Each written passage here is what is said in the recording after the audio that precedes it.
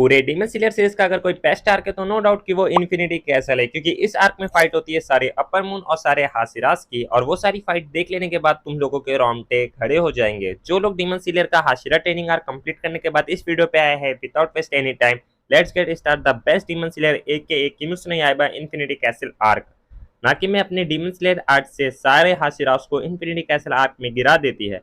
Muzan पे हमला करने से पहले सारे हाशिरास इन्फिनिटी कैसल आर्क में गिर जाते हैं, और तभी तांजीरो बोलता है आज मैं तुम्हें मार दूंगा मुजान कुइबुत्सुजी, जिसपे मुजान कहता है अगर मार सको तो मार देना। जिसके बाद तांजीरो नीचे इन्फिनिटी कैसल आर्क में गिर जाता है, और उसके गिरते ही कई सारे डीमन उस पर हमला कर देते हैं, लेकिन तांजीरो उन्हें अपने वाटर ब्रीथिंग से खत्म कर देता है, और उसके साथ गियो भी उसकी मदद करता है। फिर सीन चेंज होता है और दूसरी तरफ हम देखते हैं ओबनाई अपनी ब्रीथिंग से मित्सुरी के सामने आने वाले सारे डीमंस को मार देता है, और मित्सुरी से पूछता है क्या तुम ठीक हो, जिसपे मित्सुरी ब्लश करते हुए कहती है हाँ मैं बिल्कुल ठीक हूँ। फिर हम देखते हैं गियोमी और म्यूशिरो को, जो कि इन्फिनिटी कैसल में भाग रहे थे। म्यूशिरो गियोमी से बोलता है इधर जितने भी डीमंस को हम मार रहे हैं सारे लोअर मून के हैं, जिसपे गियोमी कहता है मुझे भी ऐसा ही लगता है। जिसके बाद म्यूशिरो इमोशनल होकर बोलता है कि मुझे आज भी याद है जब वो लगभग मर ही गया था, तब और कोई नहीं मेरी मदद के लिए मास्टर कागाया ही आए थे, और मेरी काफी खराब समय में उन्होंने मुझे काफी अच्छी ट्रीटमेंट भी दी, और ये सब मेरे साथ ही नहीं मास्टर कागाया सारी डीमन स्लेयर्स को एक ही मानते हैं। और तभी हम देखते हैं कि म्यूशिरो की आंखों में आंसू और गुस्सा भर जाते हैं, ये कहते हुए कि मुजान ने मेरे मास्टर को नहीं मेरे सेकंड फादर को मारा है, और अब फर्क नहीं पड़ता मुजान कितना पावरफुल है, मैं उसे नर्क पहुंचा के ही रहूंगा। और इसके बाद गुस्से में गियोमी बोलता है मैं भी। इसके बाद हमें दिखाया जाता है सानिमी, जो कि इन्फिनिटी कैसल में कहीं रो रहा था। सानिमी सोचता है कि वो मास्टर कागाया को नहीं बचा पाया, जिस वजह से वो काफी गुस्से में था। तभी वहां पे कुछ लोअर मून लेवल के डीमन आ जाते हैं, लेकिन सानिमी एक ही झटके में सभी को खत्म कर देता है। इसके बाद हमें दिखाया जाता है इनोसके, जो कि इन्फिनिटी कैसल के अंदर आ चुका है, और वो बहुत ही ज्यादा एक्साइटेड है क्योंकि वो अपने न्यू मूव अलग अलग डीमन पर ट्राई करने वाला था। उसके बाद हम देखते हैं थंडर ब्रीथिंग जेनुसु को, जो कि इन्फिनिटी कैसल आर्क में दौड़ रहा था और किसी आवाज का पीछा कर रहा था, ये कहते हुए कि ये जो बंदा है इसे माफ नहीं किया जा सकता। इसके बाद हम देखते हैं शिनोबु को, जिसे पास के ही रूम से खून की बदबू आती है, जिसपे शिनोबु जैसे ही उस डोर को खोलती है वो देखती है कि कई सारी लड़कियों की लाश है, और उनके ऊपर बैठा है एक डीमन, जो कि और कोई नहीं अपर रैंक 2 डोमा था। और तभी शिनोबु को याद आता है कि उसकी बहन ने उसे बताया था कि जिस डीमन ने उसे मारा है वो सर पे ताज रखता है, लाल कलर के कपड़े पहनता है, और उसकी आंखें रेनबो कलर की है, और उसके हाथ में गोल्डन कलर के पेन भी है। जिससे वो समझ जाती है कि और कोई नहीं डोमा ने ही उसकी बहन को मारा था। और जैसे ही शिनोबु ये समझ जाती है उसका गुस्सा काफी बढ़ जाता है, और शिनोबु देखती है कि काफी सारी लड़कियों की लाश पड़ी है, और उसके ऊपर बैठा डोमा उन लड़कियों की लाशों को खा रहा था। डोमा शिनोबु को देख के एकदम नॉर्मल ही ट्रीट करता है, और शिनोबु देख के काफी ज्यादा शॉक हो जाती है कि एक डीमन का नेचर इतना शांत कैसे हो सकता है। फिर उसमें से एक लड़की चिल्लाते हुए बोलती है कि मुझे बचा लो, लेकिन डोमा उसे एक ही झटके में खत्म कर देता है, और क्योंकि शिनोबु की स्पीड काफी ज्यादा अच्छी थी तो वो उसे बचा लेती है। लेकिन शिनोबु जब तक उस लड़की को डोमा की रेंज से बाहर लेके आती तब वो देखती है कि उस लड़की के काफी सारे टुकड़े हो चुके हैं। लेकिन डोमा का मानना था कि उसने उस लड़की को मार के बिल्कुल ही सही किया है, क्योंकि जब वो लड़की मर चुकी है तो उसे बिल्कुल भी दर्द नहीं होगा, और उसे किसी चीज से डरने की जरूरत भी नहीं है। फिर डोमा बोलता है कि जब मैं उस लड़की को खाऊंगा तो वो मेरे ही बदन का एक पार्ट बन जाएगी और हमेशा हमेशा के लिए मेरे साथ रहेगी। लेकिन शिनोबु ये सुनने के बाद काफी ज्यादा गुस्सा हो जाती है। फिर डोमा उसे बोलता है क्या तुम्हारे साथ कुछ गलत हुआ है, और अगर ऐसा कुछ हुआ है तो तुम मुझे कह सकती हो, मैं तुम्हारी पूरी कहानी सुनूंगा। फिर शिनोबु कहती है क्या तुम्हें हाउरी याद नहीं, और ये सुनने के बाद डोमा को याद आता है कि कैसे उसने उसकी बड़ी बहन को मारा था। वो कहता है कि हाँ एक लड़की तो थी जो कि फ्लावर ब्रीथिंग यूज करती थी। और फिर डोमा को याद आता है कि कैसे उसने शिनोबु की बड़ी बहन को मारा था, और वो उसे खाना भी चाहता था, लेकिन सनराइज की वजह से वो उसे नहीं खा पाया। और ये सुनते ही शिनोबु डोमा की आंख पे हमला कर देती है, और शिनोबु की गजब से स्पीड देख के डोमा भी सरप्राइज हो जाता है, और तभी डोमा यूज करता है अपना blood demon art lotus ice, और इस अटैक की वजह से शिनोबु को पीछे हटना पड़ा। और वो अटैक इतना ज्यादा पावरफुल था कि उधर पे जितनी भी हवा चल रही थी वो इतनी ज्यादा ठंडी हो जाती है कि कोई नॉर्मल इंसान उसे ब्रीथ करेगा तो उसके लंग्स वहीं पे जम जाएंगे। और फिर डोमा बोलता है कि तुम पावरफुल तो हो,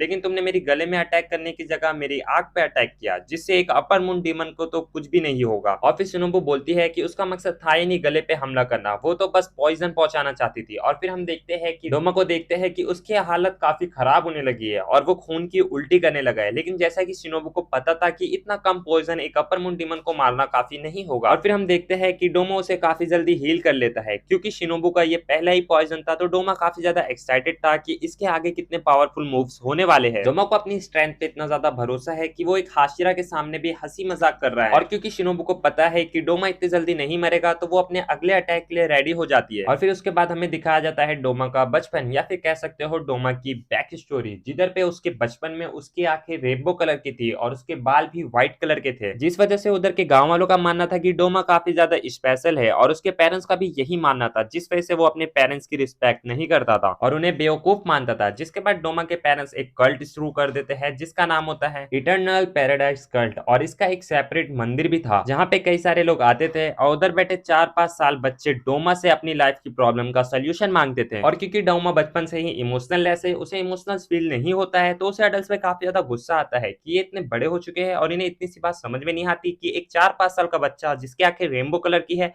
वो उन्हें संतुष्ट नहीं कर सकता। और वो इस सब चीज से इतना ज्यादा परेशान हो जाता है कि वो वहीं पे रो देता है, क्योंकि उसका मानना था कि देवता भगवान जैसी चीजें होती ही नहीं है, ये सब बस इंसान के बनाए गए कैरेक्टर है ताकि वो अपने दर्द को थोड़ा कम कर सके। लेकिन एडल्ट कैसे भी हो, डोमा ये समझता था कि उन्हें अंधविश्वास से ही लेकिन खुश करना उसका काम है। फिर हम देखते हैं कि शिनोबू ने डोमा पे एक और हमला कर दिया है, लेकिन डोमा को बिल्कुल भी टाइम नहीं लगता है उसे हील करने के लिए। और उल्टा वो शिनोबू से पूछता है क्या तुम ठीक हो, क्योंकि डोमा के ब्लड डीमन आर्ट से शिनोबू की सांसें तेज हो रही है और उसे सांसें लेने में दिक्कत हो रही है। डोमा कहता है कि कब तक तुम अपनी सांसों को रोक के रखोगी, कभी ना कभी तो तुम्हें सांसें लेने ही पड़ेगी और मेरे ब्लड डीमन आर्ट को इनहेल करना ही होगा। लेकिन शिनोबू ये समझ गई थी कि अगर वो और भी ज्यादा सांस लेगी तो उसका ब्लड डीमन आर्ट उसे हदमरा कर देगा। और इसलिए शिनोबू बिना टाइम वेस्ट करे डोमा पे हमला करती है, अपना insect breathing dragonfly compound eyes hexagon का यूज करती है, जिससे शिनोबू डोमा को मल्टीपल जगह पे स्टैब कर देती है। और डोमा बोलता है शिट यार तुम तो काफी ज्यादा स्ट्रॉन्ग हो। लेकिन डोमा जब भी पीछे मुड़ के देखता है वो देखता है शिनोबू के ऊपर काफी बड़ा कट आ गया है, क्योंकि शिनोबू भले ही फास्ट होगी लेकिन डोमा भी अपर रैंक मून 2 है। फिर डोमा शिनोबू का मजाक उड़ाता है कि तुम्हारी स्पीड काफी ज्यादा तेज है, तुम मेरा गला भी काट सकती हो, लेकिन शिट तुम्हारे हाथों में इतनी ज्यादा ताकत है नहीं कि तुम मेरा गला काट सको। फिर शिनोबू का खून उसके हाथों पे गिरता है तो वो देखती है उसके हाथ कितने ज्यादा छोटे हैं। वो इस वजह से क्योंकि शिनोबू की बचपन में ही हाइट बढ़ना रुक गई थी और एक लड़की होने की वजह से उसकी स्ट्रेंथ भी कम बढ़ी थी। वो सोचती है कि अगर उसके हाथ और मसल्स थोड़े और ज्यादा पावरफुल होते तो वो भी डीमंस का गला काट सकती थी, जैसे कि उसकी बड़ी बहन करा करती थी। फिर शिनोबू को उसकी बड़ी बहन के साथ बिताए हुए कुछ पल याद आते हैं और फिर वो सोचती है कि वो कभी भी डोमा को नहीं मार सकती। लेकिन फिर हम देखते हैं कि उसकी बड़ी बहन को, जो कि ऑब्वियसली उसकी बड़ी बहन नहीं थी, उसकी स्पिरिट थी, जो कि बोलती है कि तुम्हारे पास बिल्कुल भी टाइम नहीं है वेस्ट करने का। लेकिन जो कि शिनोबू थी वो रोने लगी थी, लेकिन वो कुछ भी नहीं कर पा रही थी अपनी इंजर्ड बॉडी की वजह से, और डोमा के ब्लड डीमन आर्ट की वजह से वो सांस भी नहीं ले रही थी। लेकिन कानाया बोलती है कि ये तो रीजन नहीं वो डोमा से हार मानने का। डोमा को हराने के लिए भले ही शिनोबू को खुद को सैक्रिफाइस करना पड़े, लेकिन डोमा को मानना शिनोबू की रिस्पॉन्सिबिलिटी है। और तभी डोमा शिनोबू की तरफ बढ़ने लगता है, लेकिन इससे पहले डोमा कुछ कहता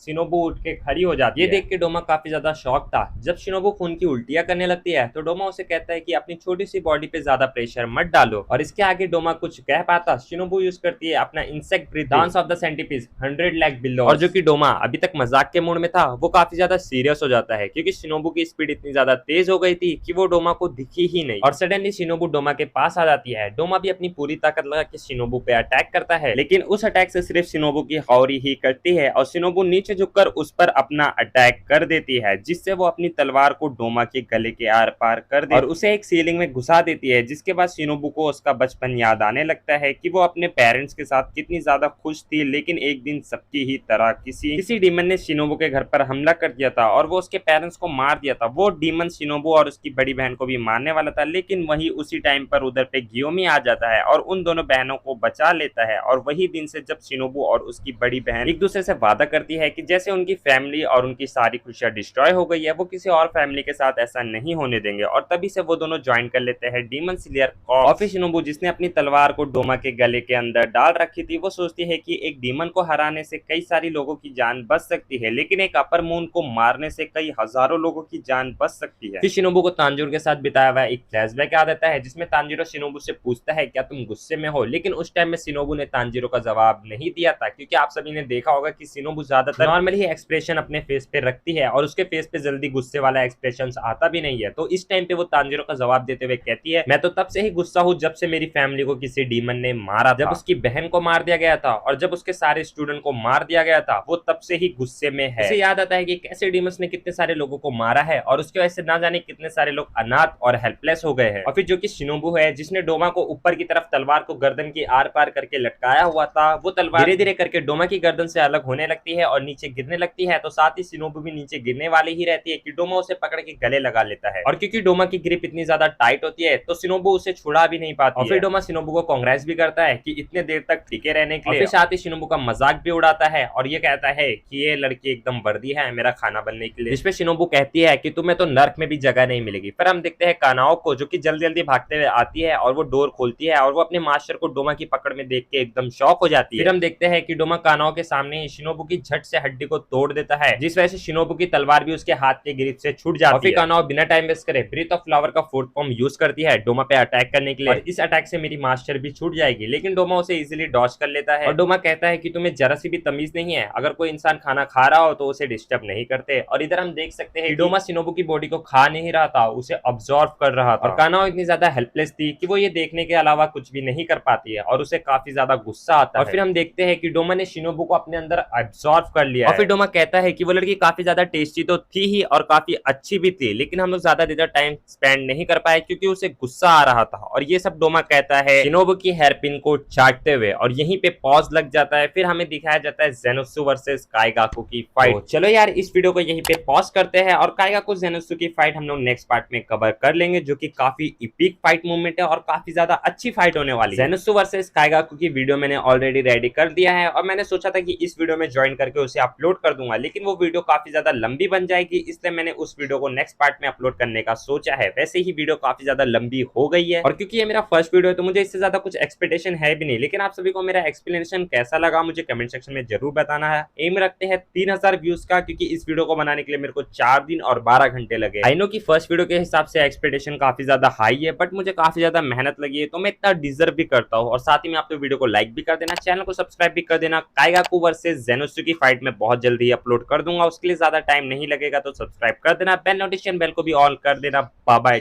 टाटा।